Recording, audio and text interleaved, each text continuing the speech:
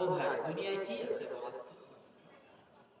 আজকে বেঁচে আছে, একটু গভীর খেয়াল করে দেখেন, কত মানুষ এই জমিনে কবর হচ্ছে না? আপনার আব্বা ছিল, আম্মা ছিল, দাদা ছিল, আজকে তারা কেউ নাই, সকলেই লাশ হয়ে কবরে যাচ্ছে। আমি আপনি একদিন কবরের যাত্রী হব। এই যে মসজিদের মাইক আপনার জন্য আমার জন্য একদিন ব্যবহার হবে, হয় নাকি হয় না বলেন? আপনার জন্য আমার জন্য ব্যক্তিগত প্রতিটা মানুষের জন্য কম বেশি মসজিদের মাইকগুলো ব্যবহার হয়। এই যে মসজিদের বারান্দা আছে, বারান্দায় অনেক মসজিদের বারান্দায় লাশের খাটিয়া রাখা আছে, খাটিয়া বারবার আপনাকে স্মরণ করে দিচ্ছে, মুসল্লি জোহরের নামাজ পড়ে গেলা, আসরের নামাজ পড়তে পারবে কিনা সন্দেহ নাই, হয়তো আমি রেডি থাকতে পারি। কথা ঠিক? এই দুনিয়ায় কিচ্ছু নাই। রাজা রাজা থাকে না, থাকে? রাজা রাজত্ব থাকে? থাকে না। এই দুনিয়ায় কিছুই নাই। আপনি আজকে মরে যাবেন, কালকে আপনি শেষ। আজকে আপনি মারা যাবেন, আপনার নাম চেয়ারম্যান থাকবে না, এমপি থাকবে না, মন্ত্রী থাকবে না, প্রধানমন্ত্রী থাকবে না, আপনার নাম হয়ে যাবে লাশ। কি বলেন তো? আপনার নামটা হবে লাশ। গেল মন্ত্রিত্ব থেকে হাসপাতালে, আর হাসপাতালে জায়গা যখন মারা গেল, গ্রামের মানুষ বলতেছে মন্ত্রীর লাশ কখন আসবে? কথা ঠিক কিনা? এমপি সাহেবের লাশ কখন আসবে? তখন আর কেউ বলে না এমপি সাহেব কখন আসবে। এমপি সাহেবের নামের সাথে লাশটাও সংযোগ করে দেয়। এই দুনিয়ায় আছে কিছু? আপনি চলে যাবেন সব খালি হাত, শুধু সাদা কাপড়ের কাপড় নিয়ে। তাহলে আমাদের অবশ্যই যাওয়ার আগে ঈমান আমলগুলোকে মজবুত করা দরকার কিনা বলেন তো? ও মুসলমান, আজকে মসজিদের মাহফিল ভালো করে শোনেন। এই মসজিদ নির্মাণের ইতিহাসের পিছনে আমার আল্লাহ কি ঘটনা রাখছেন। আমার আল্লাহ ডাক দিয়ে বলেন, ইন্নামা ইয়াউমুরু মাসাজিদাল্লাহি মান আমানা বিল্লাহি ওয়াল ইয়াউমিল আখির ওয়া আকামাস সালাতা ওয়া আতাজ যাকাতা ওয়া লাম ইয়াখশা ইল্লাল্লাহ ফাআসা উলাইকা আন ইয়াকুনু মিনাল মুহতাদিন। পারবেন আল্লাহু আকবার জোরে বলতে? আসতেছি আমি। যখন কোরআনুল কারীমের আয়াতগুলো শুনবেন, সঙ্গে সঙ্গে আল্লাহু আকবার বলে চিৎকার দিবেন। আল্লাহু আকবার জিকিরটা কত দামি রে মুসলমান! ও আমার আম্মা জান, ও আমার বোনেরা, ভাইরা, ভালো করে শুনেন। কিয়ামতের ময়দান যখন শুরু হয়ে যাবে, তামাম কিয়ামতের ময়দানে আদম আলাইহিস সালাতু ওয়াস সালাম থেকে নিয়ে শুরু করে সর্বশেষ যে মানুষটা জন্মগ্রহণ করেছে, সব মানুষ কিয়ামতের ময়দানে আছে না নাই? আছে। জোরে বলে। কিয়ামতের ময়দানে যখন উঠানো হলো, সব মানুষ কিয়ামতের ময়দানে কাতার কাতার হয়ে দাঁড়িয়ে গেল। নবীরা নাফসি নাফসি করে, প্রতিটা মানুষ নাফসি নাফসি করা শুরু করে দেয়। কিন্তু কিয়ামতের ময়দানে কিছু সংখ্যক মানুষকে দেখা যায়, তারা পেরেশানিও না, তারা চিন্তিতও না। তারা কিয়ামতের ময়দানে গল্প গুজব করে, আর তারা হাসি মস্কারি করে। তাদের জন্য আমার আল্লাহ তাআলা সুন্দর সুন্দর আসনের ব্যবস্থা করে দিয়েছেন। ওই মানুষগুলো কিয়ামতের ময়দানে অনেক লম্বা, অনেক লম্বা। আদম আলাইহিস সালাতু ওয়াস সালাম ওই মানুষগুলোর দিকে তাকাইয়া সিজদা করে ডাক দিয়ে বলে, আল্লাহ, আমি আদম আলাইহিস সালামকে তুমি নিজ হাতে বানিয়েছো, 120 হাত লম্বা করে আমি আদম আলাইহিস সালামকে বানিয়েছো আল্লাহ। কিন্তু আজকে কিয়ামতের ময়দানে যখন উঠলাম, এই কিয়ামতের ময়দানে ওঠার পরে দেখি আমি আদম আলাইহিস সালামের থেকেও কিছু মানুষ এত লম্বা লম্বা দেখা যায় যে আমি আদমকে দেখতে হলে মাথা উঁচু করতে হয়। আল্লাহ, আমি জানতে চাই এত লম্বা মানুষ কোন জামানার, লম্বা মানুষগুলো কোন এলাকার, কোন নবীর উম্মত, আমি একটু জানতে চাই। আল্লাহ তাআলা আদম আলাইহিস সালামকে ডাক দিয়ে বলে, ও নবী আদম, এই মানুষগুলো তাদের হাতে মাত্র 3.5 হাত বড়ির মানুষ। সুবহানাল্লাহ। আদম আলাইহিস সালাম কয় হাত? 120 হাত, 60 গজ লম্বা। দুইটা মত আসছে, 60 গজ অথবা 120 হাত। সেই নবী আদম যদি ওই মানুষগুলোকে দেখার জন্য এরকম মাথা উঁচু করতে হয়, তাহলে আদম নবীর থেকে মানুষগুলো কত উঁচু হয়ে গেছে? আর আদম আলাইহিস সালামকে আল্লাহ নিজ হাতে বানাইছে। হযরত আদম আলাইহিস সালাম সিজদায় পড়ে আল্লাহকে ডাক দিয়ে বলে, আল্লাহ, এই মানুষগুলো কারা, কোন জাতির মানুষ, কোন নবীর উম্মত? আল্লাহ তাআলা ডাক দিয়ে বলে, নবী আদম, এই মানুষগুলো তাদের হাতে মাত্র 3.5 হাত বড়ির মানুষ।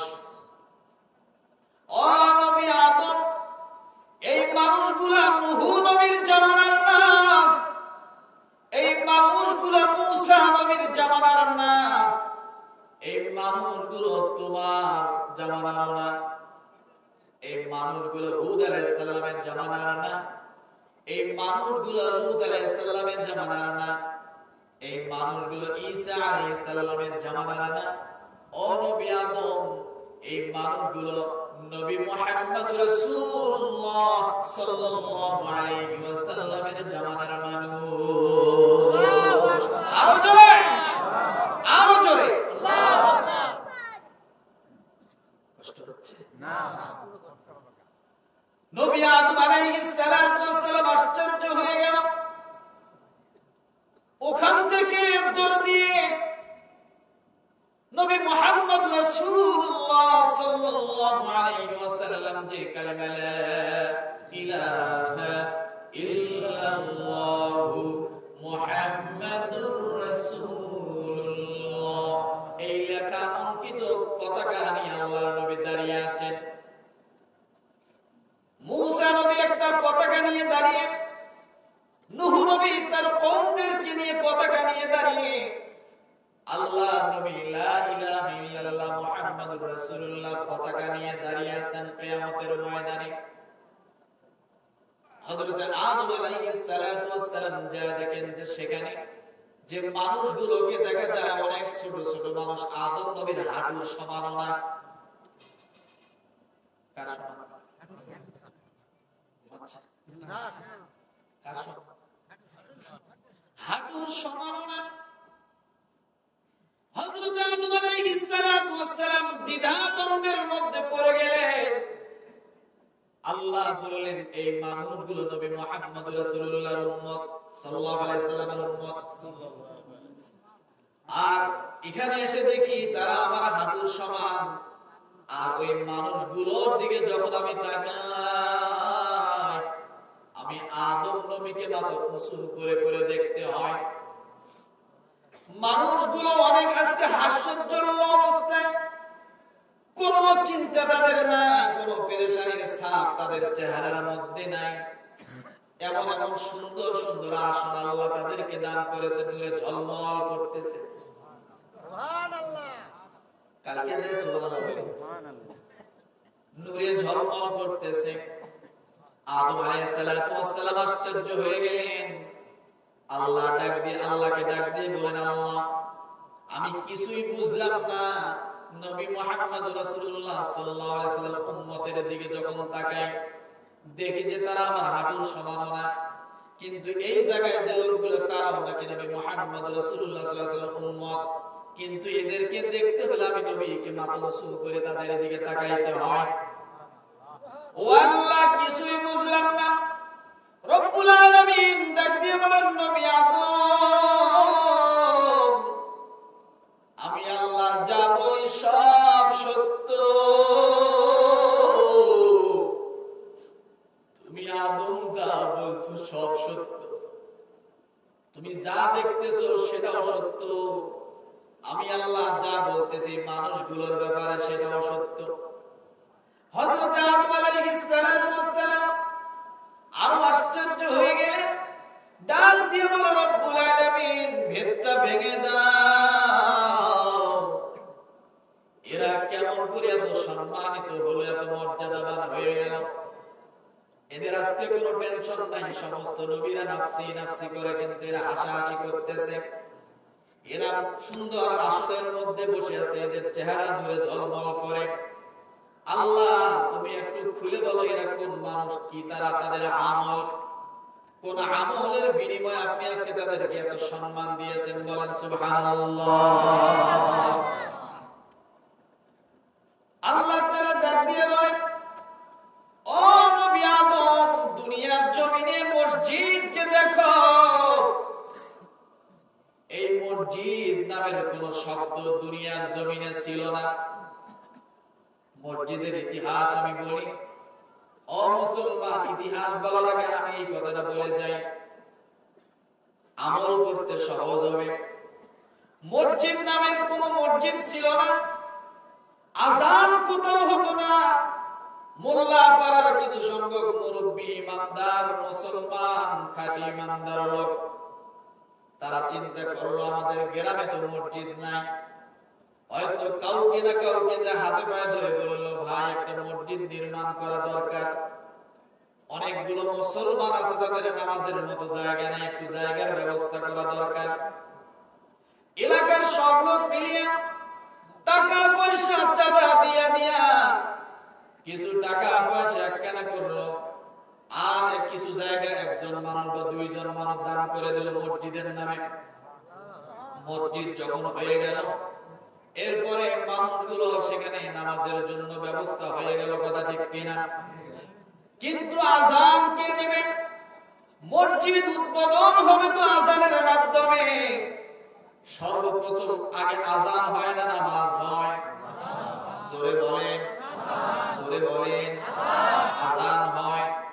আযান দেওয়ার জন্য একজন মুয়াজ্জিন প্রয়োজন। বলেন তো, দিনে রাত 24 ঘন্টার মধ্যে আযান কয় ওয়াক্ত? কয় ওয়াক্ত? 5 ওয়াক্ত আযান। আযান দেওয়া শুরু হয়ে যাবে, কিন্তু নিতান্ত গরিব মানুষ কে আযান দিবে? কে আযান দিবে? মুয়াজ্জিনি করার জন্য একজন নিতান্ত গরিব মানুষ আমরা খুঁজি। তার কারণ হলো তার সঠিক বেতনটা আমরা দিতে পারবো না। আমরা গ্রামের মানুষগুলো ধান চাল কালেকশন করে করে, বিভিন্ন চাঁদা কালেকশন করে করে তার বেতন দেওয়া হয়। বেতন মাত্র 500 থেকে 700 টাকা, অথবা 1 মণ 2 মণ ধান, এরকম আছে না নাই? আল্লাহর বান্দা নিতান্ত গরিব মানুষ, উনি যখন ঘুমাইতে যান, মুয়াজ্জিনি চাকরি নিল, আল্লাহর বান্দা বিছানার মধ্যে শুইতে যাওয়ার সময় ফজরের নামাজের অ্যালার্ম তার রেডি থাকা লাগে। কারণ ফজরের নামাজ যদি একটু দেরি হয়ে যায়, মুসল্লিদের নানান সমালোচনা শুনতে হয়। ও মুয়াজ্জিন সাহেব, 10 মিনিট পরে কেন আযান দিলেন? আছে না নাই? কষ্ট হচ্ছে না? 10 মিনিট পরে কেন আযান দিলেন? ওই লোকটার সমাজের মধ্যে আমরা কোনো দাম দেই না, মূল্য দেই না। কিন্তু ওই লোকটা যে হাট বাজারে বাজার করে, আমরাও সেখান থেকে বাজার করি। যে ক্ষেত খামারে কাজ কাম করে, আমরাও সেই ক্ষেত খামারে কাজ কাম করি। যে রাস্তা দিয়ে চলে, আমরাও সেই রাস্তা দিয়ে চলি। ও মুসলমান, আমার আল্লাহ তাআলা ওই মুয়াজ্জিনের মর্যাদা কত বাড়ায় দিলেন। ঝড় নাই, বৃষ্টি নাই, তুফান নাই, কোনো কিছু অপেক্ষা করে না, আযান মিস হয় না। এই যে কনকনে শীত পড়ে, লাইট ধরার পরেও কিছু দেখা যায় না, কিন্তু মুয়াজ্জিনকে আসতে হবে, আযান দিতেই হবে। কথা ঠিক? আপনি না আসলে কোনো জবাবদিহি নাই নামাজের মধ্যে। আপনি 10 মিনিট পরে আসলেও জবাবদিহি নাই, ঘুমাইয়া থাকলেও আপনি কারো কাছে জবাবদিহি দেন না। কিন্তু মুয়াজ্জিন যত শীত হোক, কুয়াশা হোক, ঝড় হোক, তুফান হোক, মুয়াজ্জিনকে আসতেই হবে, মসজিদ খুলতেই হবে, আযান দিতেই হবে। কথা ঠিক কিনা? কারণ মুয়াজ্জিন আযান না দিলে নামাজ হবে না। ও মুসলমান, আল্লাহর বান্দা, টিম টিম করে সেই ফজরের সময় কনকনে শীতের মধ্যে কাঁপতে কাঁপতে সে মসজিদটা খুলে ঝাড়ু টাড়ু দিয়ে আযান দেওয়া শুরু করে দিল। দুইটা আঙ্গুল কানের মধ্যে লাগায় দিয়া আসসালাতু খায়রুম মিনান নাওম।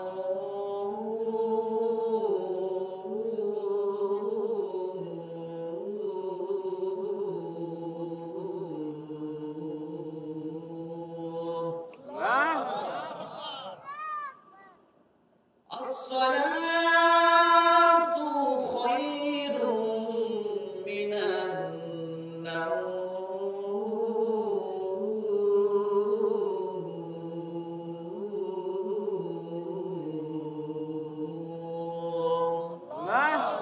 বান্দা আযান ফুঁকায়, ঘুমের থেকে নামাজ উত্তম, ঘুমের থেকে নামাজ উত্তম। আমরা কেউ কানে নেই, কেউ কানে নেই না। কথা ঠিক কিনা? ও মুসলমান, আপনি জানেন না এই 5 ওয়াক্ত নামাজের মধ্যে আমরা আল্লাহু আকবার, আল্লাহর নামটা কতবার নেওয়া হয় বলেন তো দেখি? 5 ওয়াক্ত নামাজের আযানের মধ্যে সর্বমোট আল্লাহু আকবার শব্দটা কয়বার নেওয়া হয়? কয়বার? হ্যাঁ, কয়বার? 30 বার। 5 ওয়াক্ত নামাজের আযানের মধ্যে একজন মুয়াজ্জিন ফজর থেকে নিয়ে শুরু করে ঈশা পর্যন্ত 30 বার আল্লাহু আকবার বলে যখন আল্লাহর নামটা বড় উচ্চারণ করে, আমার আল্লাহ তাআলা মুয়াজ্জিনের উপর খুশি হয়ে যায়। ডাক দিয়ে বলে, বান্দারে, তুমি আমি আল্লাহ যে বড়, এই বড়ত্বের ঘোষণা তুমি দুনিয়ার জমিনের মধ্যে দিয়েছো। আজকে কিয়ামতের ময়দানে যখন তুমি উঠেছো, আমি আল্লাহ যে বড়, এটা কখনোই আমি তোমাকে ছোট করব না। আজকে কিয়ামতের ময়দানে আমি আল্লাহ তোমার গর্দান উঁচু করে দিলাম। আমি আল্লাহ যেমন বড়, আমার পুরস্কারটা অমন বড়। আমি আল্লাহ বড় ধারণা তোমার কাছে, তোমার ধারণা যেন সঠিক থাকে। আজকে কিয়ামতের ময়দানে নূরের আসন দিয়া, নূরের টুপি পরাইয়া, জান্নাতি ওয়ালা চেহারা দিয়া, ওই যে গর্দান উঁচু করে তুমি আযান দিয়েছো, ওই আযান গর্দান উঁচু করার কারণে আজকে কিয়ামতের ময়দানে আমি আল্লাহ তোমার সম্মান, তুমি মানুষটাকে আমি আল্লাহ সকলের থেকে উঁচু বানায়া দিলাম। কেন এই কথাটা বললাম? এই যে এখানে বসে যদি আপনি আল্লাহু আকবার বলেন, হইতে পারে আপনার জীবনের কোন আমল আল্লাহর দরবারে কবুল হয় নাই, কিন্তু আপনি এখানে বসিয়া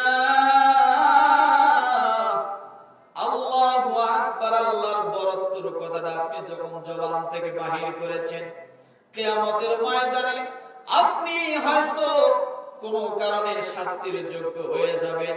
আল্লাহকে ডাক দিয়ে বলবেন, আল্লাহ, মাহফিলের প্যান্ডেলের মধ্যে বসিয়া তোমার কালাম শোনার পরে তুমি আল্লাহ বড়, এই বড়ত্বের ঘোষণা আমি দিয়েছিলাম।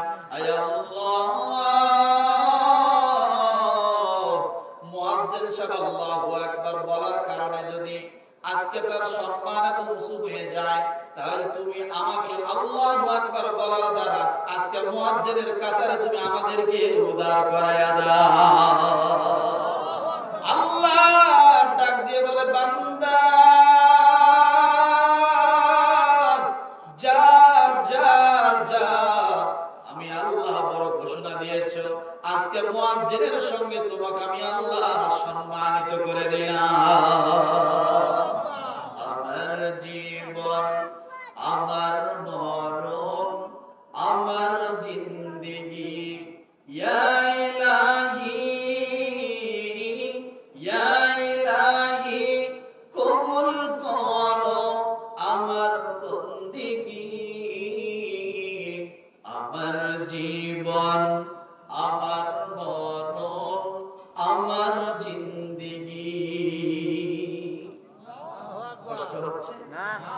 রাগ করতেছে না, তাই আল্লাহু আকবার আমলটা করতে পারবো? বলে আল্লাহু আকবার আমলটা যদি জীবনীতে থাকে, আল্লাহ বড় এই কথাটা আপনি যদি দুনিয়ার জমিন থেকে বলেন, সঙ্গে সঙ্গে আল্লাহ আপনার প্রতি সন্তুষ্ট হয়ে যায়, আপনার প্রতি সন্তুষ্ট হয়ে যায়। সাত আসমান জমিনের যত ফাঁকা জায়গা আছে, সাথে সাথে আপনার আমলনামায় আল্লাহ সওয়াবে ভরপুর করে দেয়। সুবহানাল্লাহ, আলহামদুলিল্লাহ, লা ইলাহা ইল্লাল্লাহ, সুবহানাল্লাহ, আলহামদুলিল্লাহ, লা ইলাহা ইল্লাল্লাহ, সুবহানাল্লাহ, আলহামদুলিল্লাহ, লা ইলাহা ইল্লাল্লাহ, মুহাম্মাদুর রাসূলুল্লাহ। এই যে সুবহানাল্লাহ বলেন, আল্লাহ নবী ডাক দিয়ে বলেন, আল্লাহর কাছে সবচাইতে প্রিয় আমল, বুঝেন, আল্লাহর কাছে সবচাইতে প্রিয় আমল, জবানে হালকা, মিজানের পাল্লায় ভারী, এমন একটা আমল কি ও সাহাবীরা তোমাদেরকে আমি রাসূল বলে দিব না, যেটা আল্লাহর কাছে সবচাইতে প্রিয় আমল? সাহাবায়ে কেরাম বললেন, ইয়া রাসূলুল্লাহ আপনি বলেন। জবানে হালকা, মিজানের পাল্লায় সবচাইতে ওজনদায়ক। সুবহানাল্লাহ। আল্লাহ নবী যখন সাহাবায়ে কেরামকে বললেন, সাহাবায়ে কেরাম বললেন, ইয়া রাসূলুল্লাহ আপনি বলেন। আল্লাহ নবী বলেন, কোন মানুষ যদি সকালবেলা সুবহানাল্লাহি ওয়া বিহামদিহি সুবহানাল্লাহিল আযীম 100 বার পাঠ করে, বিকালবেলা সুবহানাল্লাহি ওয়া বিহামদিহি সুবহানাল্লাহিল আযীম 100 বার পাঠ করে, সঙ্গে সঙ্গে আমার আল্লাহ তাআলা বান্দার জীবনের সব গুনাহগুলো maaf করে দেয়। এটা এমন ভারী, আপনার জীবনে হয়তো কোনো গুনাহ আছে, কিয়ামতের ময়দানে যখন উঠবেন, আপনার আমলনামাগুলো যখন মিজানের পাল্লায় ওজন দেওয়া হবে, দেখবে যে বান্দার গুনার পাল্লা ভারী হয়ে গেছে, আমলের পাল্লা শূন্যে ভাসমান অবস্থায় আছে। এমন সময় তার জন্য ফয়সালা হয়ে গেল, জাহান্নামে যাবে। ফেরেশতারা তাকে ধাক্কায় ধাক্কায় জাহান্নামের দিকে নেবে। আল্লাহ ডাক দিয়ে বলেন, ও আমার ফেরেশতারা, আমার বান্দাটাকে আর ধাক্কাইও না, আমার বান্দাটাকে আর ধাক্কাইও না। আমি অনেক যত্ন করে মহব্বত করে আমার বান্দাটাকে বানিয়েছি নিজ হাত দিয়া। ও ফেরেশতারা, আমার বান্দাটাকে আমার কাছে নিয়ে আসো।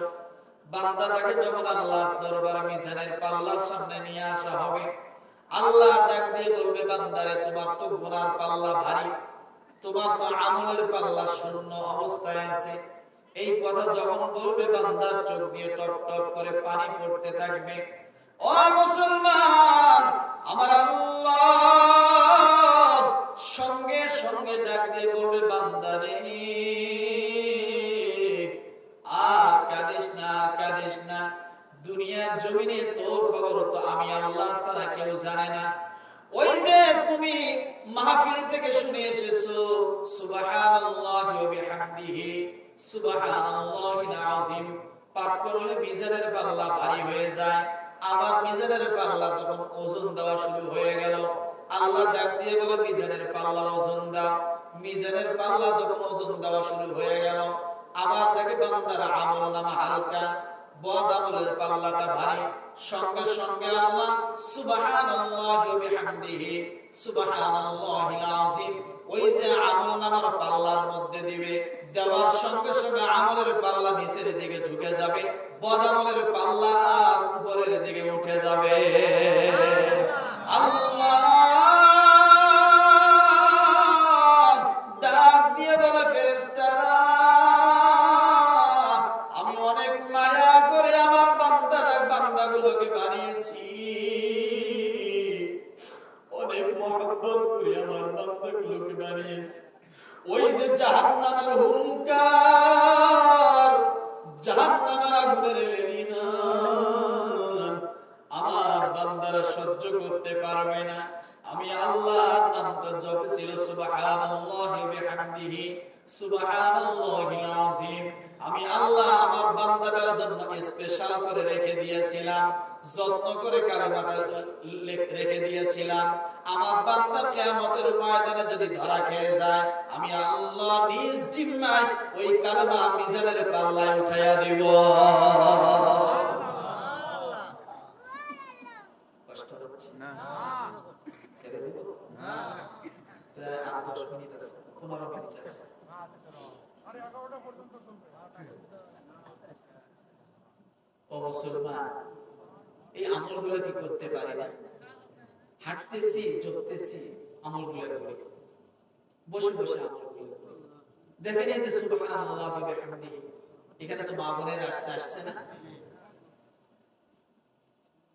আমলের মধ্যে, এই জিকিরের মধ্যে একটা জিকিরে ফাতেমি নাম আছে। জিকিরে ফাতেমি, এই জিকিরে ফাতেমিটা কেন হলো? আল্লাহর নবীর মেয়ে ফাতেমা রাদিয়াল্লাহু তাআলা আনহা, তিনি সংসারের কাজ করতে যেয়ে খুব কষ্ট করতেন। নিজে আটা পিষতেন, নিজে কুয়া থেকে পানি উঠাইয়া এরপরে পানি কলসে ভরে নিয়ে আসতেন, এরপরে রশি ধরে ধরে টান দিয়ে কুয়া থেকে পানি উঠাইতেন। হাতে দাগ হইতো, আটা পিষতেন, হাতে দাগ হইতো, কোমরে ব্যথা হইতো, খুব কষ্ট। তো উনি খবর লাগাইছিলেন যে আমার বাবার যদি দরবারে কোন গোলাম আসে, বাদী আসে, তাহলে আমাকে একটু খবর দিও, আমার আব্বার কাছ থেকে একটা আমার কাজের সহযোগী একজন নিয়ে আসবে কাজ করার জন্য। উনি খবর পাইলেন যে রাসূলের দরবারে কিছু বাদী নিয়ে আসছে, কিছু গোলাম আসছে, রাসূল এগুলো বন্টন করে করে দিচ্ছে। তো ফাতেমা রাদিয়াল্লাহু তাআলা আনহা তিনি আসলেন। আসার পরে খুব বড় মনের মধ্যে একটা আশা নিয়ে আসলেন যে যাক, আমি যদি একজন বাদিনী পাই, একজন কাজের সহযোগী পাই, তাহলে হয়তো আমার এই কষ্টটা একটু লাঘব হবে। কথা ঠিক না? এই কষ্টটা একটু লাঘব হবে, আমার কাজের সাথে একটু সহযোগিতা করবে। তো উনি এসে ডাক দিয়ে বলতেছেন আল্লাহর নবীকে, বাবা আমার একটা গোলামের দরকার, আমার কাজ করতে করতে দেখো হাতে ফোসা পড়ে গেছে, আমি আমার কোমরে ব্যথা, আমি তো কাজ করতে পারি না, আমার একটু সহযোগী দরকার। এই কথা যখন বললেন, আল্লাহর নবী ডাক দিয়ে বলেন, ও ফাতেমা, গোলামের চেয়ে শক্তিশালী কোন জিনিস কি আমি তোমাকে দিব না? গোলামের চেয়ে শক্তিশালী কোন জিনিস কি আমি তোমাকে দিব না? ফাতেমা রাদিয়াল্লাহু তাআলা আনহা মুখটা মলিন করলেন, মাথা নিচু করলেন। আল্লাহ নবী ডাক দিলেন, ফাতেমা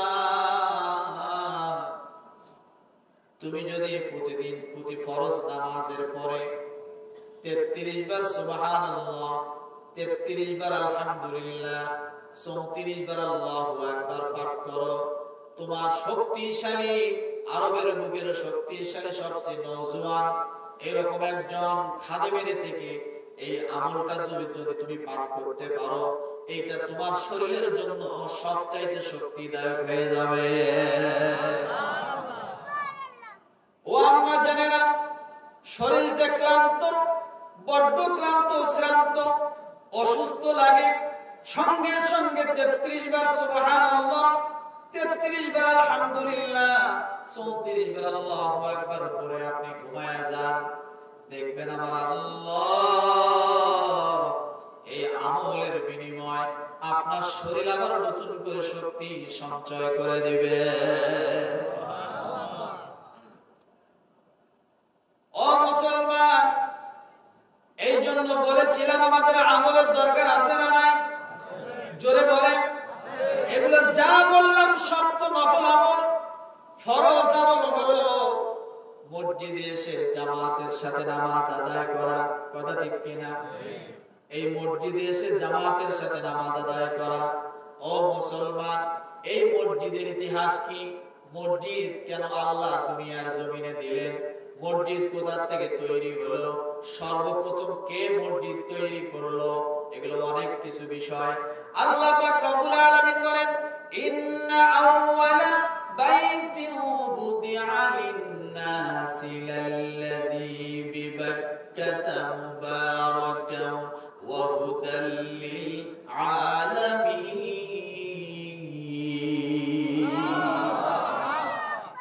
মসজিদের উৎপত্তি কোথা থেকে বলবো একটু? কোন কারণে মসজিদ দুনিয়ার জমিনে সৃষ্টি হলো বলবো? শোনার মতো ধৈর্য আছে? দুনিয়ার জমিনে সবার প্রথম আল্লাহ যে জিনিসটা নির্মাণ করেছেন সেটা হলো মসজিদ। সূরা আলে ইমরান আয়াত নাম্বার 96। কত? ইন্না আউওয়ালা বাইতুন বুদিআ লিন-নাস। মানুষের মধ্যে সবচেয়ে প্রথম যে ঘরটা সেটার নাম মসজিদ। তাহলে মসজিদ আসলো কোথা থেকে? সর্বপ্রথম কে নির্মাণ করলো বলেন তো দেখি? প্রথম মসজিদ নির্মাণ করলো কে? এক ভাই বলেন ইব্রাহিম আলাইহিস সালাম, আর এক ভাই বলেন আদম আলাইহিস সালাম। সঠিকটা জানি, হ্যাঁ? আল্লাহ পাক রব্বুল আলামিন যখন এই পৃথিবী সৃষ্টি করলেন, জমিন সৃষ্টি করলেন, করার পরে সর্বপ্রথম আল্লাহ জমিনে বসবাস করার জন্য রব্বুল আলামিন জিনদেরকে পাঠাইলেন। এই জমিনের মধ্যে সর্বপ্রথম কারা বসবাস করেছে বলেন? জিনেরা।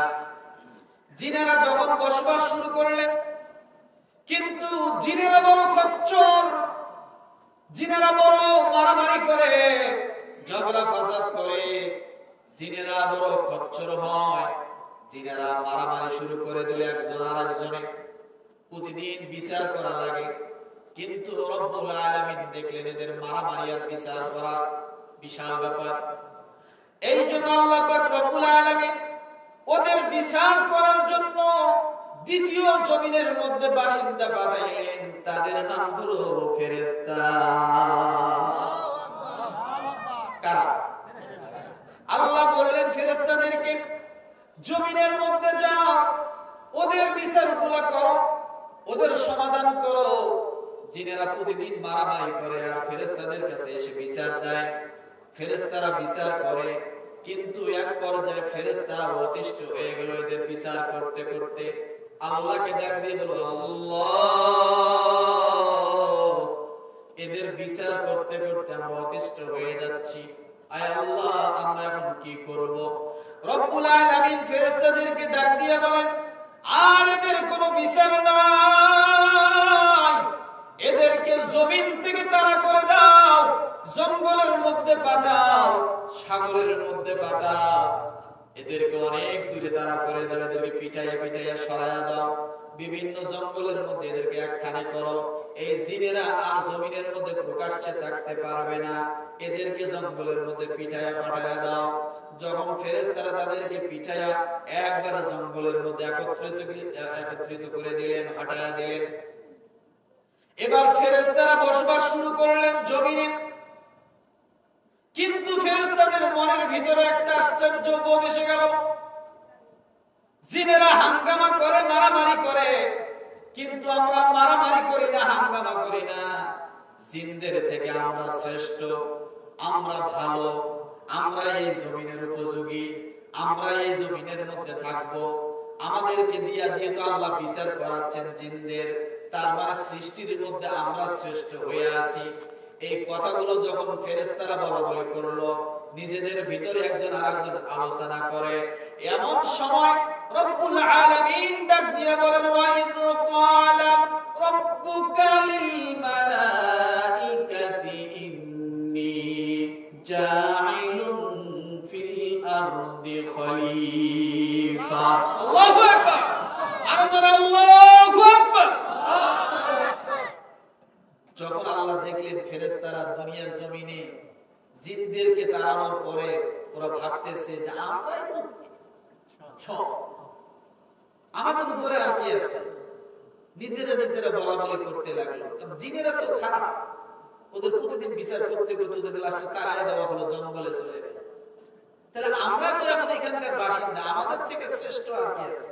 এই কথাগুলো ভাবছে, সঙ্গে সঙ্গে আল্লাহ কি বললেন, ও ফেরেশতারা তোমরা শোনো, আমি জমিনের মধ্যে মানুষ প্রেরণ করতে চাই। কি প্রেরণ করতে চাই? আমি খলিফা প্রেরণ করতে চাই, খলিফা পাঠাতে চাই। ফেরেশতারা অবাক হয়ে গেল, আল্লাহ খলিফা আবার কারা? এরা কি? এরা কেন? আল্লাহ ডাক দিয়ে বলল, এরা আমার কাছে পৃথিবীর আমি আল্লাহ তাআলা যা কিছু সৃষ্টি করেছি তার মধ্যে সবচাইতে শ্রেষ্ঠ মাখলুক, তার নাম হলো মানুষ। ওই মানুষকে আমি পাঠাইতে চাই জমিনে। এতদিন শ্রেষ্ঠ ভাবছে কারা? নিজেরা নিজেরা ফেরেশতা ভাবছে। কিন্তু এই কথা আল্লাহ উল্টাইয়া দিলেন। আল্লাহ নিজেই বলতেছেন, এখন আমি যাদেরকে সৃষ্টি করব তারা সৃষ্টির মধ্যে সবচাইতে শ্রেষ্ঠ মাখলুকাত, আশরাফুল মাখলুকাত।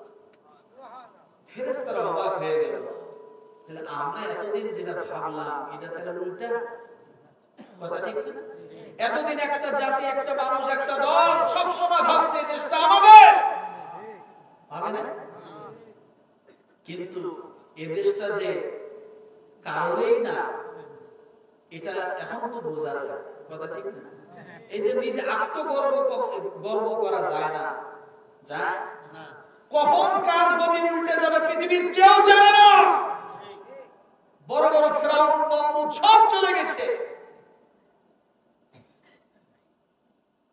এটা কখনো গর্ব করা যায় না যে এই জমিন আমার, এটা আমার বাপের, এটা আমার স্বামীর, এটা আমার ভাইয়ের, এটা বলা যাবে না।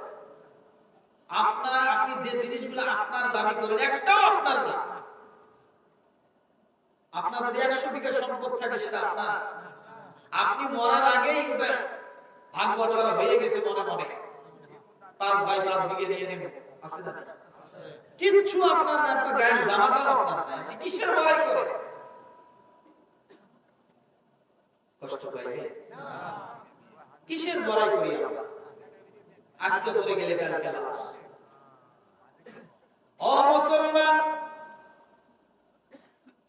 ফেরেশতারা যখন নিজেদেরকে অনেক শ্রেষ্ঠ মনে করলো, নিজেদেরকে শ্রেষ্ঠ মনে করে করে নিজেরা আলোচনা সমালোচনা নিজেদের ভিতরে করা শুরু করে দিল, আল্লাহ সঙ্গে সঙ্গে ডাক দিয়ে বলল, ওয়াইদ ক্বালা রাব্বুকা লিল মালাইকাতি ইন্নী জাঈলুন ফিল আরদি খলিফা।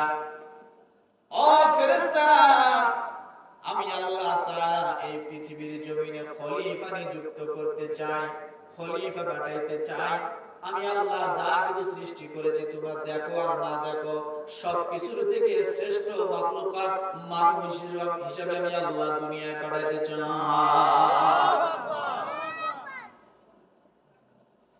ফেরেশতারা ডাক দিয়ে বলে, আল্লাহ এই মানুষগুলো কেমন হবে?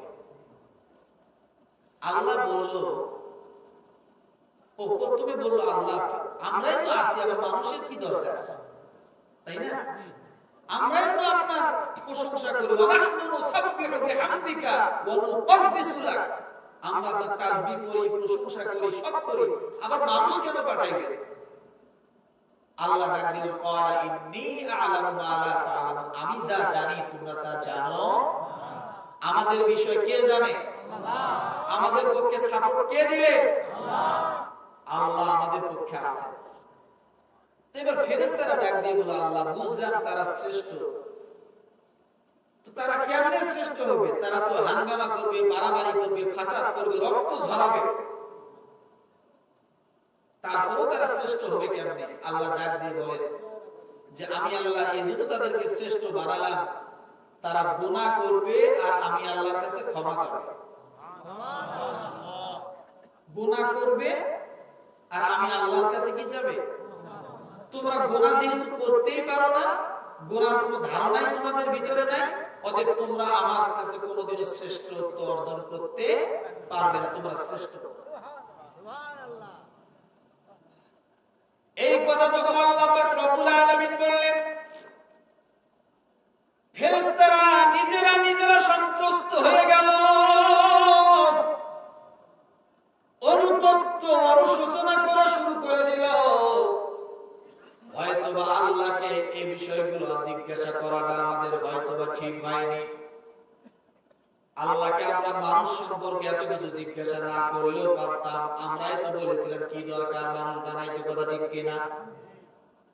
এটা জিজ্ঞাসা না করাটাই মনে হয় ভালো ছিল। এই যে অনুতপ্ততা নিয়ে বাইতুল মামুর নামে একটা মসজিদ রয়েছে আসমানের মধ্যে, ওই জায়গায় ফেরেশতারা ইবাদত করে। এবার সব ফেরেশতারা একত্রিত হয়ে ওই বাইতুল মামুরের মধ্যে যায় তাওয়াফ করে। কি করে?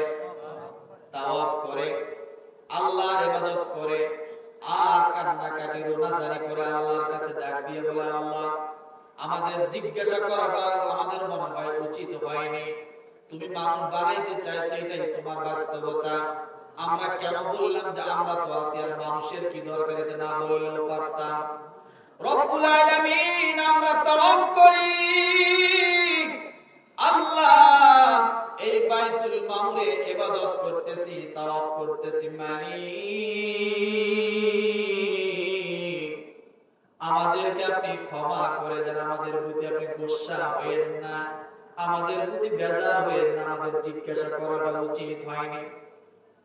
রব্বুল আলামিন ডাক দিয়ে বলেন, ও ফেরেশতারা, আমি আল্লাহ তোমাদেরকে ক্ষমা করব, কিন্তু আমি আল্লাহর শর্ত আছে হলো একটা। কি আছে? কি আছে? কি আছে? শর্ত আছে একটা।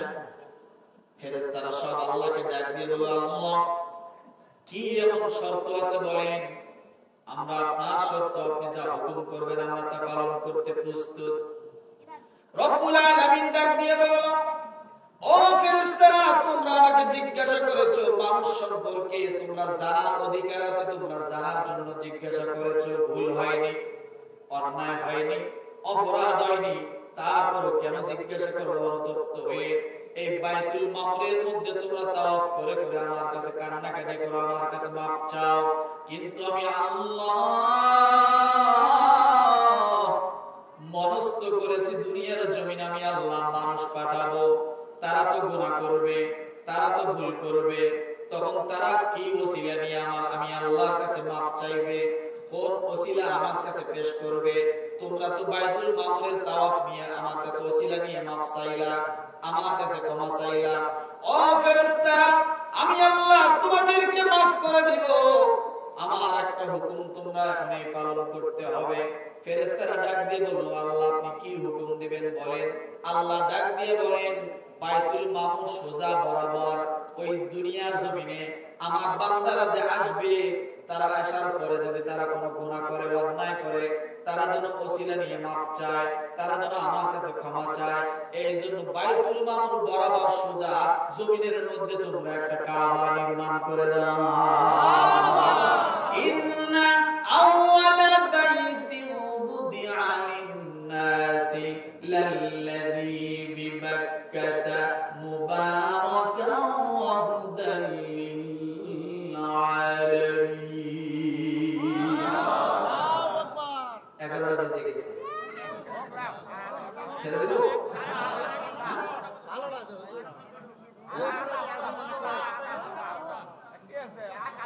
আচ্ছা, আপনারা মিনিট, হ্যাঁ না, আমি আপনাদের কাছে অনুমতি নিলাম, যদি আবার রাগ করে আমার মা বোনেরা হয়তো আবার তাদের রাগ করতে পারে। এই মসজিদের ইতিহাসটা শুনুন, আপনার গ্রামের মসজিদটা এই ইতিহাসে আছে, বলেন আরো ধরে বলেন, আরো ধরে বলেন। আপনার গ্রামের মোল্লাপাড়া মসজিদটা ইতিহাসে আছে। রব্বুল আলামিন ফেরেশতাকে ডাক দিয়ে বলো, ফেরেশতারা তোমাদের জিজ্ঞাসা করাটা অন্যায় হয় না, তোমরা জানার জন্য জিজ্ঞাসা করেছো মানুষ কেন বানাইবে, মানুষ কি করবে, মানুষের কাজ কি, মানুষের ধর্ম কেমন হবে, খাসলাত কেমন হবে। আমি জানি মানুষ মারামারি করবে, কিলাকিলি করবে, ঘুষাঘুষি করবে, একে অপরের ক্ষতি করবে, আমি জানি মানুষ অন্যায় করবে, গুনাহ করবে, কিন্তু দিন শেষে মানুষ যখন দুইটা হাত উঠায় বলবে, রব্বানা যালামনা আনফুসানা وإن لم تغفر لنا وترحمنا لنكونن من الخاسرين এইটা যখন বলবে আমি আল্লাহ সঙ্গে সঙ্গে বান্দার জীবনের গুনাহগুলো maaf করে দেব আরো জোরে বলেন আল্লাহ ফেরেশতাকে ডাক দিয়ে বললেন ফেরেশতারা এই বাইতুল মামুর বরাবর তোমরা মসজিদ নিচের মধ্যে একটা কাবা নির্মাণ করো ফেরেশতারা এবার কাবা নির্মাণ করলেন আল্লাহকে ডাক দিয়ে বলে আল্লাহ এই কাবা দিয়ে কি হবে আল্লাহ ডাক দিয়ে বলে দুনিয়ার ও ফেরেশতারা তোমরা শোনো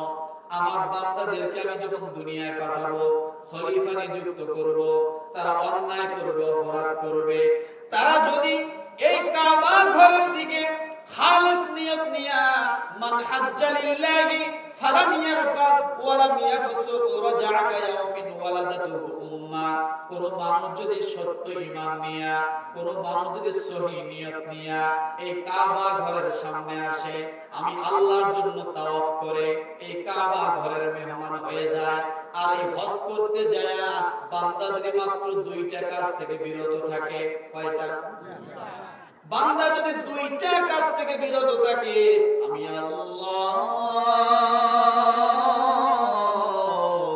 মায়ের গর্ভে থেকে একটা সন্তান যেমন নিষ্পাপ হয়ে দুনিয়ার জমিনে ভূমিষ্ঠ হয় বান্দা যদি হজ করতে যায় দুইটা কাজ না করে দুইটা কাজ থেকে যদি নিজেকে ফিরে রাখে দুইটা কাজ থেকে নিজেকে যদি আলাদা রাখে আমি আল্লাহ নিষ্পাপ বানাইয়া তারপরে তার দেশে বাড়িতে ফিরায় নেই মান হাজ্জা লিল্লাহি ফালাম ইয়ারফাস এক নাম্বার কাজ হলো অশ্লীল কোন কথা যদি কোন মানুষ হজে যায় বলবে না কি অশ্লীল ভাষা ব্যবহার করা যাবে না হজে যাওয়ার পরে অশ্লীল গালিগালাজ করা যাবে না যে 40 দিন হাজী সাহেব থাকবে হজের মধ্যে ভালো ভাষা ব্যবহার করতে হবে গালিগালাজ করা যাবে না খারাপ ভাষা ব্যবহার করা যাবে না অশ্লীলতা করা যাবে না দ্বিতীয় নম্বরে সমস্ত প্রকার গুনাহ থেকে নিজেকে যদি আড়াল করতে পারে আল্লাহ ডাক দিয়ে বলেন তার রাসূল ডাক দিয়ে বলেছেন সঙ্গে সঙ্গে বান্দা মায়ের পেট থেকে সন্তান ভূমিষ্ঠ হলে যেমন নিষ্পাপ হয়ে দুনিয়ার জমিনে যায় আমি আল্লাহ বান্দার জীবনের সব গুনাহগুলো maaf করে দেই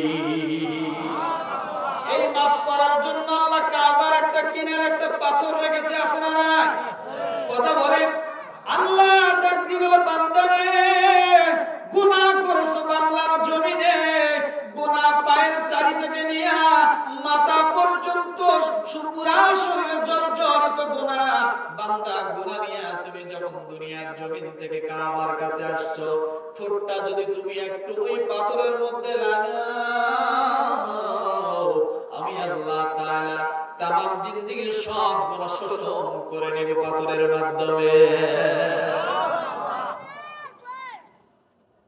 দ্বিতীয় আল্লাহর নবী আরেকটা হাদিস বলেছেন কোন মানুষ যদি হজ করতে যায় দুইটা জিনিস হজের কারণে দুইটা জিনিস একবারে গিলে ফেলায় কয়টা জিনিস দুইটা জিনিস একবারে তার জন্য গিলে ফেলা হয় কোন মানুষ যদি হজ করতে যায় যাওয়ার পরে যদি গিলাফটা ধরিয়া আল্লাহকে ডাক দিয়ে বলবে মালিক বাংলাদেশের থেকে আসছে আমি একজন নিতান্ত গ্রাম্য মানুষ আয় আল্লাহ আর জীবনে আসতে পারবো কিনা জানি না আল্লাহ তুমি আমাকে maaf করে দাও আল্লাহ নবী ডাক দিয়ে বলেন কোন মানুষ যদি হজ করার জন্য যায় আর বান্দাটা যদি হজ করে করার পরে যদি বান্দা বাড়িতে ফিরে আসে আল্লাহর নবী ডাক দিয়ে বলেন ওই মানুষটাকে আগুন যেমন শুকনা কাঠকে একবারে শুকনা কাঠটাকে আগুন যেমন জ্বালায়া পোড়ায়া ছারখার করে দেয় কাঠের কোনো চিহ্ন থাকে না একবারে ছাই বানায়া দেয় বান্দা যদি হজ করার জন্য যায় আল্লাহর হুকুমগুলো যদি সঠিকভাবে পালন করে আল্লাহ তাআলা ডাক দিয়ে বলেন বান্দার জীবনের সব গুনাহগুলো কাঠের মতো ভস্মচিত হয়ে যায় ছাইয়ের মতো হয়ে যায় দ্বিতীয় নম্বরে যে ব্যক্তি হজ করলো হজ করে ব্যক্তির দ্বিতীয় নম্বরে কথা হলো ওই হজ করে আসার পরে বাংলাদেশের মধ্যে যখন আসবে, আমার আল্লাহর ওয়াদা হলো বান্দা যখন হজ করবে, হাজী ব্যক্তি কোনদিন ভিক্ষুক হয় না, হাত পাতে না, অভাব তাকে একবারে শোষণ করে না, অর্থাৎ অভাব কি জিনিস হাজির থাকে না। অনেক ভিক্ষুক দেখেছেন আপনারা জীবনে, দেখেন নি? মন্ত্রী এখন ভিক্ষা করে খায়, মারা গেছে আছে। ময়মনসিংহে বাড়ি, জাতীয় পার্টির মন্ত্রী ছিল একসময়, আপনারা সার্চ দিলে পাবেন, এমপি ছিল, অনেকে জানেন। লাস্ট ফিনিশিং ভিক্ষা করে খায় মরল। অনেক চেয়ারম্যান ভিক্ষা করে খায় মরল, অনেক মেম্বার আছে হয়তো ভিক্ষা করে খায় মরল, আছে না নাই? সওয়াল তো হতে পারে, কিন্তু আপনারা দেখছেন কিনা আমার জানা নাই যে হাজী সাহেব সত্যিকারে হজ করে এসে বাড়ি বাড়ি ভিক্ষা করে বেড়ায়। আমি এখনো দেখি নাই, আপনারা দেখতে পারেন। দেখছেন যে লোকটা হজ করে আসার পরে প্রতি বাড়ি বাড়ি ভিক্ষা জোলা নিয়ে নিয়ে বাড়ি বাড়ি হজ করে মানে ভিক্ষা করে বেড়ায়, দেখছেন? হাজীকে দেখা যায়, কারণ আল্লাহর ওয়াদা যে ব্যক্তি আমার ঘরে আসবে, ইন্না আউওয়ালা বাইতিন ফুদিআ লিন-নাসি লাল্লাযী বিবাক্কাতা মুবারাকান ওয়া হুদাল লিল-আলামিন ফীহি আয়াতুন বাইয়িনাতুম মাকামু ইব্রাহিম ওয়া মান দাখালাহু কানা আমিনা। যারা ওখানে যাবে, যারা হজ করবে, আল্লাহ তাদেরকে যদি ফিরিয়ে দেয়, তাদের গুনাহগুলো আগুন যেমন কাটকে কয়লা বানায় দেয়, তার গুনাহগুলো এরকম কয়লা হয়ে যাবে। দ্বিতীয় কথা হলো এই ব্যক্তির অভাব আল্লাহ আর রাখবেন না, অভাব থেকে সে মুক্ত থাকবে। সুবহানাল্লাহ। ও মুসলমান, এবার হয়তো চিন্তা করবেন হুজুর যত ওয়াজ করলেন সব টাকাওয়ালার ওয়াজ। কি বুঝেন নাই? মনে যার 20 বিঘা সম্পদ আছে তারই ওয়াজ করবে না তখন না, নাকি ওয়াজ গরিব মানুষের? ওয়াজ কি গরিবের উপর ফরজ? হ্যাঁ। ও মুসলমান, তাহলে আপনারা হয়তো হতাশ হয়ে যাবেন, হুজুর মক্কা জীবনে যাইতে পারবো না, গুনাহ মনে হয় জীবনে ক্ষমা হবে না। হুজুর গো, মক্কা যাইতে এখন 7 লাখ 6 লাখ টাকা লাগে, আমার জীবন আমি একখানা করে দেখি নাই, তাইলে আমি হজ করবো কেমনে, মক্কায় যাবো কেমনে, আমার গুনাহ মাফ করবো কেমনে? ও মুসলমান, এই যে মোল্লাপাড়া জামে মসজিদটা এই জন্য আল্লাহ দিয়েছেন, সুবহানাল্লাহ। এই মোল্লাপাড়া জামে মসজিদের সঙ্গে কানেকশন হলো ওই কাবা ঘরের। আমাদের বাংলাদেশ থেকে পশ্চিম দিকে হলো কাবা, এই জন্য আমরা কাবার দিকে মুখ ফিরিয়ে নামাজ পড়ি। আমেরিকা থেকে পশ্চিম দিকে, আমেরিকা থেকে পূর্ব দিকে হলো কাবা, ওই জন্য তারা পূর্ব দিকে মুখ করে নামাজ পড়ে। লন্ডন থেকে পূর্ব দিকে কাবা, তারা পূর্ব দিকে নামাজ পড়ে। ও মুসলমান, যাদের দক্ষিণ দিকে কাবা তারা দক্ষিণ দিকে ফিরে নামাজ পড়ে, যাদের দেশ থেকে কাবা উত্তর দিকে তারা উত্তর দিকে ফিরে নামাজ পড়ে, তারা দক্ষিণ দিকে ফিরে নামাজ পড়ে। ও মুসলমান, আল্লাহ পাক রব্বুল আলামিন ডাক দিয়ে বলেন, ইন্নামা ইয়ামুরু মাসাজিদাল্লাহি মান আমানা বিল্লাহি ওয়াল ইয়াউমিল আখির ওয়া আকামাস সালাতা ওয়া আতাজ যাকাতা ওয়া লাম ইয়াখশা ইল্লাল্লাহ। রব্বুল আলামিন ডাক দিয়ে বলেন, ও দুনিয়ার মানুষ, তোমার কাবা আসার সামর্থ্য নাই, কিন্তু আমি আল্লাহ কাবার নমুনা তোমার গ্রামে তোমার ঘরের পাশে দিয়েছি। কাবার সঙ্গে সম্পর্ক লাগা নেটওয়ার্ক তোমার সঙ্গে দিয়ে দিলাম। ও বান্দা, আপনার হজ করার মতো সামর্থ্য নাই, কিন্তু আল্লাহর নবী কি বলেন দেখেন, মান খারাজা মিন বাইতিহি মুতাত্তাহিরুন ইলা সালাতিন মাকতুবাতিন ফাআজরুহু কাজিল হাজ্জিল মুহাররাম। রাওয়াহু মিশকাত। মিশকাত শরীফের হাদিসটা আপনি খোলেন, আল্লাহর নবী ডাক দিয়ে বলেন, ফজরের আযান যখন হয়ে গেল, দুই প্রকারের মানুষ তৈরি হয়ে গেল। এক প্রকারের মানুষ লেপটা মাথার উপর দিয়ে টান দিয়ে পার করে দেয়, আর এক প্রকারের মানুষ মাথার উপরের লেপটা কোমরের থেকে সরায় দিয়ে দেয়। কথা ঠিক কিনা? জোরে বলেন। দুই প্রকারের মানুষ হয়ে গেল। এই যে দুই প্রকারের মানুষের মধ্যে এক প্রকারের মানুষ নামাজের দিকে আস্তে আস্তে যাবে। বিছানা থেকে আল্লাহর বান্দা যখন বিছানা থেকে পাটা নামাইলো, ঠান্ডা কনকনে শীত, তারপরও পিঠটা বিছানার মধ্যে লেগে থাকে না। কে যেন নামাজিকে বারবার ধাক্কা মারে, নামাজির আযান হইছে, মুয়াজ্জিন as-সালাতু খায়রুম মিনান নাওম বলছে, উঠো যাও নামাজটা পড়ে আসো। আল্লাহর বান্দা কি খাইছে জানে না, আল্লাহর বান্দা ভালো তেমন কিছু খায় না।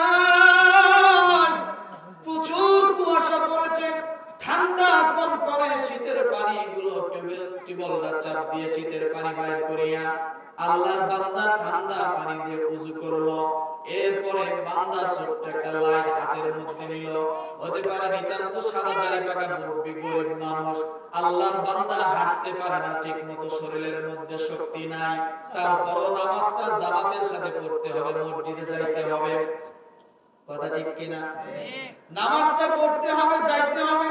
আল্লাহর বান্দা পা পা করে যখন মসজিদের দিকে যায়, মসজিদের গেটের মধ্যে যখন ঢুকলেন, ঢোকার সঙ্গে সঙ্গে মসজিদের গেটের মধ্যে একটা দোয়া লেখা আছে। দোয়াটা হলো আল্লাহুম্মা ফতাহলি আবওয়াব রাহমাতিক। কি দোয়া? জোরে বলেন। মসজিদে ঢোকার দোয়াটা কি? আল্লাহুম্মা ফতাহলি আবওয়াব রাহমাতিক। এই দোয়াটা যখন পড়লেন, রব্বুল আলামিন ডাক দিয়ে বলেন, হাবিব ডাক দিয়ে বলেন, ও দুনিয়ার মানুষ, যখন বান্দা মসজিদের মধ্যে ঢুকলো, ড্রাইভার, কন্ডাক্টর, হেল্পার, তাসারু, মাদারু, জুয়ারু, আল্লাহর বান্দারা যদি মুসলমান হয়, ড্রাইভার তার গাড়িটা সাইড করে দিয়ে মসজিদে ঢুকে আল্লাহুম্মা ফতাহলি আবওয়াব রাহমাতিক বলে যখন নামাজের মধ্যে দাঁড়াইলো, ও আল্লাহর বান্দা, আপনি যদি একজন ডাক্তার হন, ডিসপেন্সারি বন্ধ করিয়া মসজিদের দিকে চলে গেলেন, আপনি যদি কৃষক হন, নাঙল জমাল সবকিছু আইলের মধ্যে ফালাই দিয়ে মসজিদের মধ্যে ঢুকে গেলেন, ঢোকার সঙ্গে সঙ্গে আপনি বলেন আল্লাহুম্মা ফতাহলি আবওয়াব রাহমাতিক। বান্দা যখন এই দোয়া পাঠ করিয়া মসজিদের মধ্যে ঢুকলো, ঢোকার পর আল্লাহু আকবার বলে যখন বান্দা নামাজে দাঁড়ায় গেল, আল্লাহুম্মা, বান্দা যখন আল্লাহু আকবার বলে নামাজে দাঁড়ায় গেল, সানা পড়লো, সূরা ফাতিহা পাঠ করলো, এরপরে বান্দা যখন রুকু সিজদা কমপ্লিট করে দিয়ে আসসালামু আলাইকুম ওয়া রাহমাতুল্লাহ, আসসালামু আলাইকুম ওয়া রাহমাতুল্লাহ। আপনি পুরুষ মানুষ মসজিদের ভিতরে যাইয়া এইভাবে আপনি জামাতের সাথে নামাজ আদায় করলেন। আমার আম্মা জানেরা ঘরের কোণার মধ্যে নামাজটা আদায় করে নিল। আল্লাহর নবী ডাক দিয়ে বলেন, মান খরাজা মিন বাইতিহি মুতাত্তাহিরান ইলা সালাতি মাকতুবাতিন ফাজরুহু কাজিল হাজিল মুহাররাম। আল্লাহর বান্দা, যখনই তুমি ফজরের নামাজটা আদায় করলা, সালামটা যখন ফিরায় দিলা, মসজিদ থেকে যখন তুমি বাইরে হয়ে গেলা, আল্লাহর নবী ডাক দিয়ে বলে, দুনিয়ার মানুষ, ওই যে কাবা ঘরে যাইয়া তাওয়াফ করার পরে হাজী সাহেব 7 লক্ষ টাকা খরচ করলো, এরপরে হজ সম্পূর্ণ করলো, এরপরে যখন দুনিয়ার জমিনে আসলো, বাংলাদেশে আসলো, আপনি যদি ডাক দিয়ে বলেন, হাজী সাহেব লাল রুমালটা আপনার মাথার মধ্যে আছে, মক্কা থেকে একটা পাঞ্জাবি কিনেছেন, জুব্বাটা গায়ে আছে, খেজুর নিয়ে আসছেন, জমজমের পানি খায় আসছেন, নিয়ে আসছেন, হাজী সাহেব সত্য করে বলেন তো আপনার হজটা কবুল হয়েছে নাকি? সঙ্গে সঙ্গে দেখবেন হাজী সাহেবের চোখের মধ্যে সলসল পানি। 7 লক্ষ টাকা খরচ করলো, স্ত্রী সন্তান সব ফালায় থুয়ে গিয়েছিল, ক্ষেত খামার ব্যবসা বাণিজ্য ফালায় থুয়ে আল্লাহর বান্দা মক্কার মধ্যে, মদিনার মধ্যে ঘুরে আসলো 40 দিন। এরপরে বাংলাদেশের মধ্যে আসলো। আপনি যদি জিজ্ঞাসা করেন, হাজী সাহেব একটু বলেন তো আপনার হজটা কবুল হয়েছে নাকি, হাজী সাহেব দেখবেন চোখ দিয়ে পানি ছেড়ে দিয়েছে, ডাক দিয়ে বলবে, বাবারে সব কাজ তো সম্পাদন করলাম, কিন্তু একটা জিনিস জানলাম না, আমি হাজীর হজটা কবুল হয়েছে কিনা আমি জানি না, আমার আল্লাহ ভালো জানে। কথা ঠিক কিনা? জোরে বলে। তাহলে 7 লক্ষ টাকা খরচ করলাম, 40 দিন বার করে দিলাম, পাহাড়ে উঠেছে, এরপর সফর করেছে, বাংলাদেশের খাবার সেখানে তেমন পায় নাই, কি খেয়েছে না খেয়েছে, কত কষ্ট করে মক্কা মদিনা সফর করে কাবা ঘরে চুমা দিয়েছে, এরপরও হাদী সাহেব বলতে পারে না জমজমের পানি খেয়েছে, নবীর দেশের খেজুর খেয়েছে, তারপরও গ্যারান্টি দিয়ে বলতে পারে না আমি হাজির হজটা কবুল হয়েছে, কথা ঠিক কিনা? কিন্তু মুসলমান, মান খারাজা মিন বাইতিহি মুতাত্তাহিরান ইলাস সালাতি মাকতুবাতিন ফাজরুহু কাজিল হাজ্জিল মুহাররম। আল্লাহ নবী ডাক দিয়ে বলে, উম্মতেরা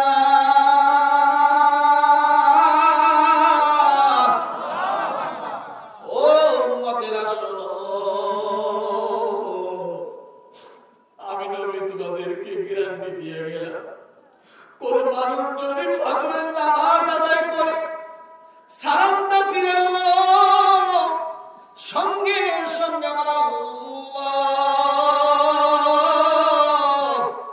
বান্দার আমলনামায় একটা কবুল হজের সওয়াব বান্দার আমলনামায় দিয়ে দেয়। বান্দা ফজরের নামাজ শেষ করে দিয়ে সকালবেলা হালকা পান্তা বা যা কিছু ঘরে আছে খাওয়া দাওয়ার পরে বান্দা যখন মাঠের মধ্যে কাজ করতে গেল, মাথার মধ্যে ছোট্ট একটা নিয়ত ঢুকায় দিল, আল্লাহ তুমি আমাকে জোহরের নামাজটা মসজিদে পড়ার তৌফিক দিও, আম্মা জানেরা যেন নিয়ত করে আমাকে সঠিক সময়ে জোহরের নামাজটা পড়ার তৌফিক দিও। বান্দা এই যে একটা নিয়ত করলো, ফজরের থেকে নিয়ে জোহর পর্যন্ত ওই বান্দা বান্দির জীবনে যদি কোনো গুনাহ হয়ে থাকে, জোহরের নামাজে যখনই দাঁড়ায়ছে আমার আল্লাহ সঙ্গে সঙ্গে ফজর থেকে নিয়ে জোহরের মধ্যবর্তী সময়ের জীবনের সব গুনাহ আল্লাহ মাফ করে দেয়। গুনাহ মুক্ত হয়ে বান্দা আবার যখন জোহরের নামাজ পড়ার জন্য দাঁড়াইলো, আল্লাহ নবী বলেন জোহরের নামাজ পড়ার সঙ্গে সঙ্গে বান্দার আমলনামায় আবার একটা কবুল হজের সওয়াব। তার মানে বোঝা গেল দিনে 5 ওয়াক্ত নামাজ, এই 5 ওয়াক্ত নামাজ যদি আপনি যদি এই মোল্লাপাড়া মসজিদের মধ্যে পড়েন, আমার আম্মা জানেরা যদি ঘরের মধ্যে ঘরের কিনারার মধ্যে পড়ে, ওই মক্কা মদিনা হাদিসে হজ করিয়ে হজের গ্যারান্টি দিতে পারে না কবুল হয়েছে কিনা, কিন্তু আপনি কবুল দিতে পারেন, মদিনাওয়ালা সাক্ষী দিচ্ছে যখন এই 5 ওয়াক্ত নামাজ পড়া হলো, দিনে 5 বার কবুল হজের সওয়াব আপনার আমলনামায় আল্লাহ দিয়ে দেয়। এই নামাজ পড়া দরকার আছে না নাই? আছে। জোরে বলেন দরকার আছে না নাই? আছে। এই জন্য মসজিদ আল্লাহ দিলেন, দুনিয়ার জমিনে দিলেন, বান্দা গুনাহ করবে আর সিজদার মধ্যে পড়ে ডাক দিয়ে বলবে মালিক আমি অন্যায় করেছি, অপরাধ করেছি, আমাকে মাফ করে দাও। আদম আলাইহিস সালাম গন্ধম গাছের ফল খেয়েছিল বা কাছে গিয়েছিল, এই ভুল করার কারণে প্রায় 350 বছর কান্নাকাটি করলো, জান্নাতে কান্নাকাটি করলো, কাজ হলো না, নিচের মধ্যে নেমে আসলো, কান্নাকাটি শুরু করে দিল, এরপরও কাজ হয় না। আল্লাহ ডাক দিয়ে বলে বান্দারে, ও নবী আদম আমার কাবা ঘরটা পুনরায় উদ্ধার করো। এবং কাবা ঘর যখন উদ্ধার করা হলো, আল্লাহ তাআলা দোয়া শিখিয়ে দিলেন, রব্বানা যালামনা আনফুসানা ওয়া ইল্লাম তাগফির লানা ওয়া তারহামনা লানাকুনান্না মিনাল খাসিরিন। সকলে পড়েন, রব্বানা যালামনা আনফুসানা ওয়া ইল্লাম তাগফির লানা ওয়া তারহামনা লানাকুনান্না মিনাল খাসিরিন। আল্লাহ ডাক দিয়ে বলেন, এই যে আমি দোয়া শিখিয়ে দিলাম, বান্দা গুনাহ করেছো, আমি আল্লাহর কাছে দোয়াটা বলে দোয়া করো, আমি আল্লাহর কাছে কান্নাকাটি করো, আমি জীবনের গুনাহ মাফ করে দিলাম। এবার সন্তান হয়ে হয়তো বলবেন, আল্লাহ আমার তো গুনাহ মাফ হলো, কিন্তু আমার আব্বা কবরের মধ্যে শুয়ে আছে, আমার আম্মা কবরের মধ্যে শুয়ে আছে, আজকে কতদিন হয় এই নয়নটা দিয়ে আমার আম্মাকে আমি দেখি না, মা বলে একটা ডাক আমি দিতে পারি না। এই দুনিয়ার জমিনে কত সন্তান মাকে মা বলে ডাক দেয়, কষ্টের মধ্যে যখন পরে মায়ের কাছে যায় পরামর্শ করে, ভালো যদি কোনো কিছু রান্না করে মা সন্তানকে ছাড়া খায় না। ও মুসলমান, এই জন্য বলে আজকের এই প্যান্ডেলটা যারা করেছে নিতান্ত তারা অবশ্যই তারা ইমানদার, কথা ঠিক কিনা? এই যুবকরা আজকে আয়োজন করলো, এই মসজিদ কমিটি আয়োজন করলো, মসজিদের মধ্যে সহযোগিতা করবেন, মসজিদকে ভালোবাসবেন। আল্লাহর নবী বলেন, মান বানা লিল্লাহি মাসজিদান বানাল্লাহু লাহু বাইতান ফিল জান্নাহ, যে ব্যক্তি মসজিদে সাহায্য করে, সহযোগিতা করে, আমি আল্লাহ তার জন্য জান্নাতের মধ্যে একটা ঘর নির্মাণ করে দেই। কি নির্মাণ করে দেই? জান্নাতের মধ্যে ঘর নির্মাণ করে দেই। যে ব্যক্তি মসজিদের সঙ্গে মহব্বত করে, আসা যাওয়া করে, আল্লাহ তাআলা কিয়ামতের ময়দানে তার যারা নূরের ব্যবস্থা করে দিয়েছেন, যারা মসজিদের মধ্যে যায়, মসজিদে মহব্বত করে, তারা হলো আল্লাহর মেহমান। আল্লাহর মেহমানকে আল্লাহ সম্মান করা তার দায়িত্ব। এইজন্য বলা হয়, মান বাদা লিল্লাহ মাসজিদান বানাল্লাহু, মান বাদা লিল্লাহ, আল্লাহ বলেন যারা মসজিদের মধ্যে যাতায়াত করে, আমি আল্লাহ তার জন্য খাবারের ব্যবস্থা করে রাখি জান্নাতের মধ্যে। মসজিদের যাদের সাথে যার সম্পর্ক, আলেম ওলামাদের যাদের সাথে যার সম্পর্ক, আল্লাহর দ্বীনের মধ্যে যাদের সম্পর্ক আছে, আমার আল্লাহ কোনো না কোনো একটা আমল কবুল করে নিয়ে তাদের জীবনের সব গুনাহ আমার আল্লাহ মাফ করে দিবে। রাজি আছি? নিষেধ করেছে সম্ভবত সূরা মুমতাহিনা আয়াত নাম্বার 8 9 আপনারা পড়ে দেখবেন, অথবা সূরা মুজাদালা আয়াত